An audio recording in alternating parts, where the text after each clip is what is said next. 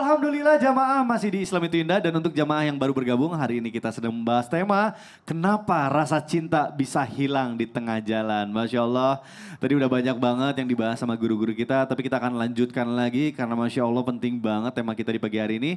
Sebelumnya kita panggilkan dulu guru kita, Ustadz Syam. Ustadz Syam, bicara soal pudarnya cinta atau hilangnya cinta di tengah jalan itu biasanya berkaitan sama pasangan ada yang insecure atau minder karena mungkin pasangannya itu yang dulu mungkin setara gitu ya secara ekonomi sama, tiba-tiba di tengah perjalanan dia karirnya tiba-tiba melonjak gitu ya secara finansial, yang satu jadi lebih punya pendapatan. Kalau misalnya mungkin suaminya yang pendapatan lebih banyak ya alhamdulillah, tapi kadang tuh ada juga suami yang minder karena pendapatan istri itu lebih besar gitu ya. Nah, gimana ya kalau misalnya pasangan itu yang satu merasa rendah hati, rendah diri gitu ya. Dan apakah yang harus dilakukan gitu ya supaya kita tetap sama-sama saling mencintai dan cintanya nggak luntur. Mohon penjelasannya guru, silakan. Baik, bismillahirrahmanirrahim. Tabi guru kami Ustadz Faris, Habib Nabil, Mas Mikdad, para alim ulama yang dimuliakan Allah Subhanahu wa taala. Jamaah. Yeay! Rendah hati itu bagus sekali dimiliki oleh pasangan suami istri, wabil khusus rendah hati itu dimiliki seorang suami. Kalau istri itu agak tinggi sedikit nggak apa-apa lah. Supaya nggak terlalu supel sama laki-laki lain. Nah, jadi perempuan sombong itu kadang-kala bagus. Bagus untuk keluar rumahnya. Tapi jangan sombong di hadapan suami. Sifat rendah hati ini mengeluarkan kemuliaan yang ada pada diri. Merasa diri lebih mulia daripada orang lain. Sehingga ada seorang anak lulus mondok datang ke abahnya. Abah, saya sudah siap berdakwah. Kata abahnya, jangan berdakwah sebelum menemukan sesuatu yang lebih hina darimu. Sehingga anak ini keluar rumah. Baiklah abah. Dia keluar rumah, dia lihat anak kecil. Saya lebih mulia daripada anak kecil ini. Tiba-tiba dia mikir, tapi dia kan tidak ada dosanya. Berarti dia lebih mulia daripada saya. Keluar dia lihat orang tua. Ini saya lebih mulia daripada orang tua ini. Dia udah nggak kuat ibadah, saya masih kuat. Tapi kan ini orang tua lebih banyak pahalanya. Kan duluan sholat daripada saya. Akhirnya dia lihat orang yang tidak sholat. Dia katakan, inilah yang tidak sholat ini. Saya lebih mulia daripada dia. Dia lebih hina daripada saya. Tapi kan belum tentu tidak sholat sampai mati. Saya sholat sekarang, belum tentu saya sholat sampai mati. Bisa jadi ini lebih mulia daripada saya. Dia putus asa pulang ke rumahnya. Sebelum nyampe pintu rumahnya, dia lihat bangkai anjing. Dia katakan, ini nih yang lebih hina daripada saya. Udah anjing, udah mati lagi. Subhanallah, sebelum ngetuk pintu rumah dia teringat. Ya laitani kuntu turaba. Ya Allah, ini anjing tidak perlu melewati jembatan sirat. Saya harus melewati jembatan sirat. Kalau saya selamat, saya lebih mulia daripada anjing. Tapi kalau saya jatuh ke neraka jahanam, anjing ini lebih mulia daripada saya. Oh, berarti tidak ada yang lebih hina daripada saya. Dia masuk ke rumah abahnya dengan mengatakan, wahai abah, tidak jadi aku berdakwah. Tidak jadi aku ceramah. Kenapa nak? Tidak ada yang lebih hina dariku. Semua lebih mulia dariku wahai abah. Kata abahnya, mulai hari ini silahkan engkau berdakwah. Karena jangan pernah engkau merasa ada yang lebih hina darimu. Jangan kau merasa engkau lebih mulia daripada orang yang lain. Ini bagus sekali kita pakai dalam berumah tangga tanpa bermaksud menggerutu mengajari. Pandang istri sekali-sekali, pandang dia sebagai seorang ibunya dari anak-anak kita. Sehingga kalau kita pandang dia sebagai seorang ibu, betapa banyak ayat yang memuliakan seorang ibu. Wa wassaynal insana biwalidayhi hamalathu ummuhu wahnan ala wahn wa fisaluhu fi amaini an ishkur li wa liwalidayk ilayyal masir.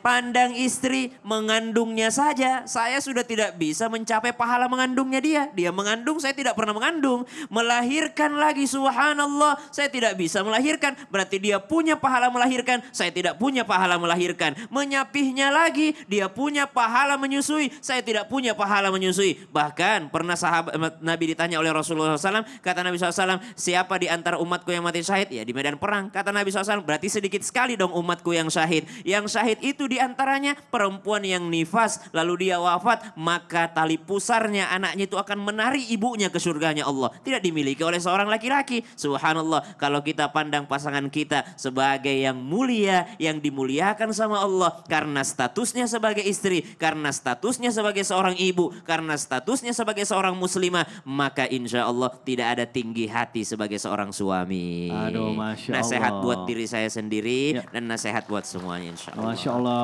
ini bagus banget nih. Dengan rendah hati kita tidak membuat pasangan menjadi rendah diri ya. Iya Karena perbedaan dong, kalau itu. rendah diri kan Minder. Minder. Iya. Baik, terima kasih Siap. guruku Ustadz Syam. Boleh tepuk tangan dulu. Masya Allah, luar biasa ya. Kita akan lanjutkan lagi nih pembahasan kita, tapi sebelumnya saya mau panggilkan guru kita, Ustadz Faris. Ustadz Faris, Masya Allah, tadi Ustadz Zam sudah menjelaskan betapa pentingnya rendah hati gitu, terutama terhadap pasangan juga nih. Kita sering rendah hati sama orang lain, tapi sama pasangan kita ngerasa paling pinter, ngerasa punya segalanya gitu ya.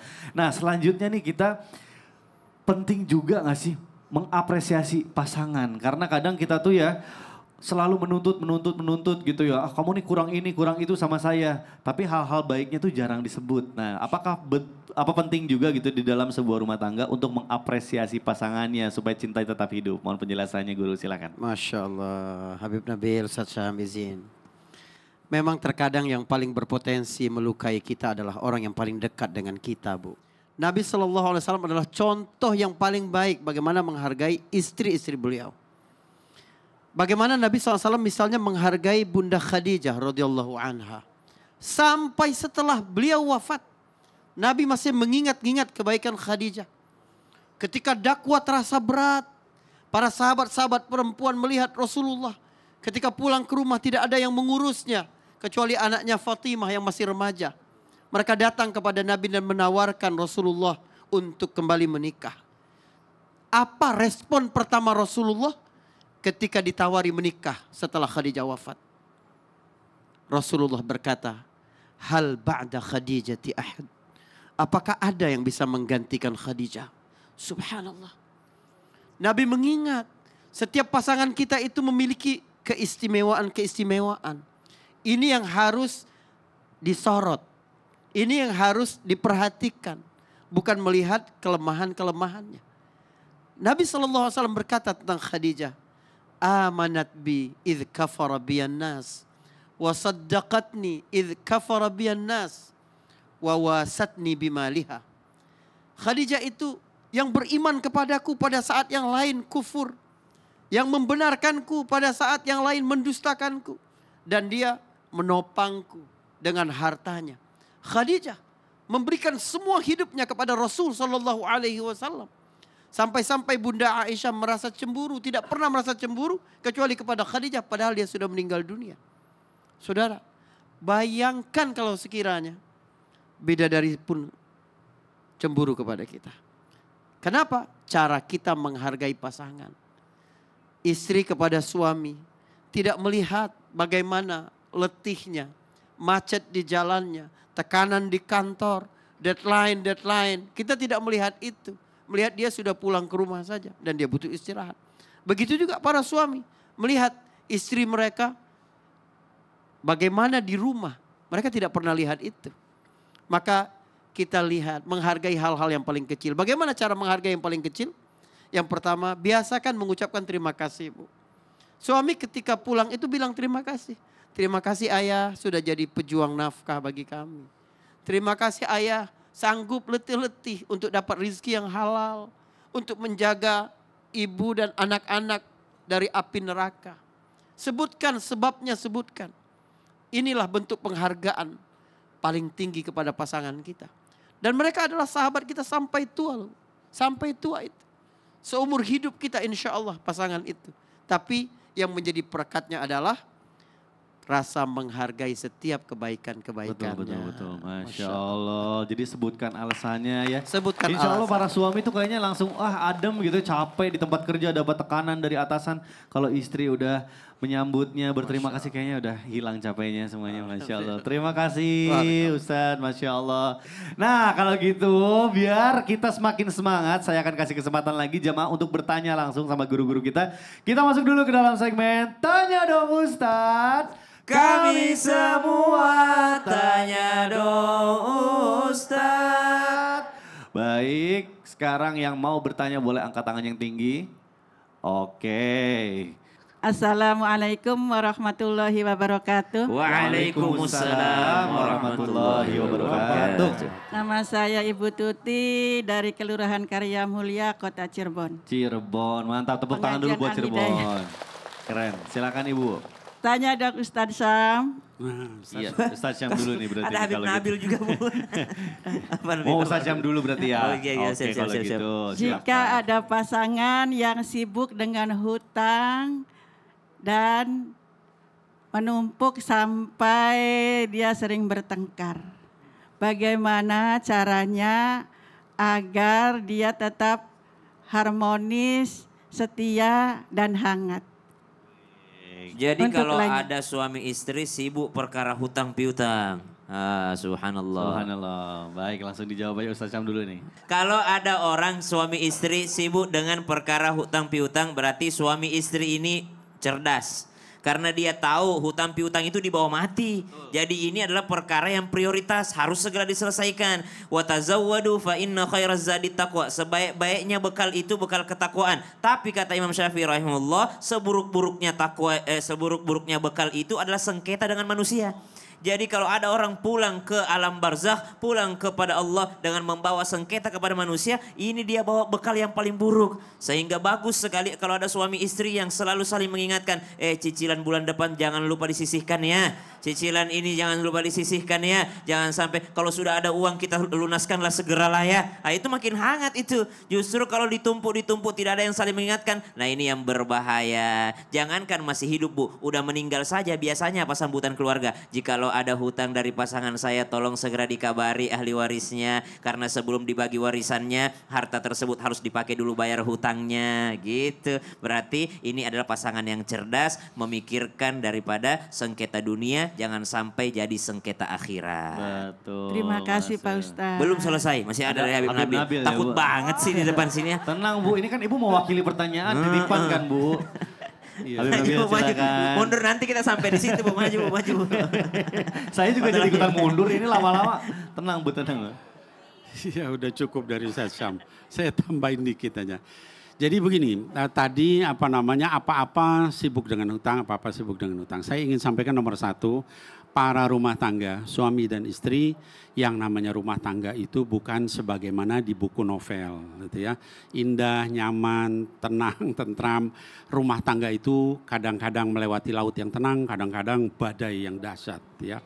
Dalam Quran dikatakan wanabluukum walanabluwannakum, ya. Banyak ayat-ayat yang menyatakan kalian akan diuji, benar-benar akan diuji dan seterusnya. Jadi apapun yang dihadapi dibicarakan bersama. Kita punya utang, bahas. Di utang untuk kepentingan apa? Baik apa enggak? Ya, buruk apa enggak, maka kita selesaikan. Ya kalau misalnya ini ke depannya bahas, ini apakah untuk keinginan atau kebutuhan. Kalau untuk keinginan jangan ngutang dulu. Semuanya dibahas, semua diselesaikan. Insya Allah rumah tangga sakinah mawaddah warahmah. Amin. Amin, amin, amin ya Allah ya Rabbal Alamin. Bagaimana Ibu? Cukup atau masih ada yang mau ditanyain? Cukup. Cukup. Terima kasih Pak Habib. Sama-sama. Walaupun cukup, Ibu tetap di sini aja, Bu. Ibu di sini aja. Kita Di sini aja, Bu. sama-sama mau Ya. berdoa bersama Bu. Supaya rasa cinta kita kepada Allah dan kepada pasangan itu tetap tidak pernah luntur. Silakan Ustaz Syam. Bismillahirrahmanirrahim. Alhamdulillahi Rabbil alamin. Allahumma salli ala sayyidina Muhammadin nabiyil ummi wa ala alihi wa sahbihi wa sallim. اللهم إنا نسألك حبك وحب من يحبك والعمل الذي يقربنا إلى حبك يا الله kami memohon cintamu ya Allah, kami memohon cinta daripada pasangan kami, jadikan kami dan pasangan kami semakin mencintaimu ya Allah, dan bantulah kami, berikan hidayah taufikmu supaya kami beramal untuk mendapatkan cintamu ya Allah.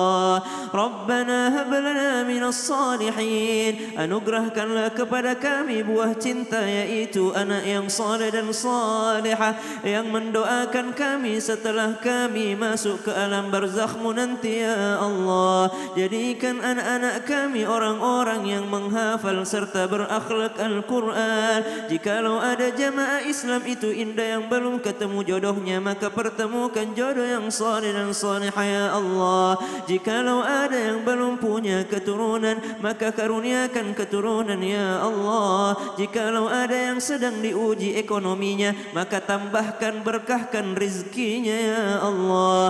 Wa sallallahu ala sayyidina Muhammad walhamdulillahi rabbil alamin. Amin, amin ya ya Allah, ya Rabbal Alamin. Baik, terima kasih ya Allah jamaah. Demikianlah perjumpaan kita di pagi hari ini. Sekali lagi terima kasih saya sedalam-dalamnya kepada guru-guru kita, kepada jamaah yang sudah hadir dan juga jamaah yang sudah menyaksikan.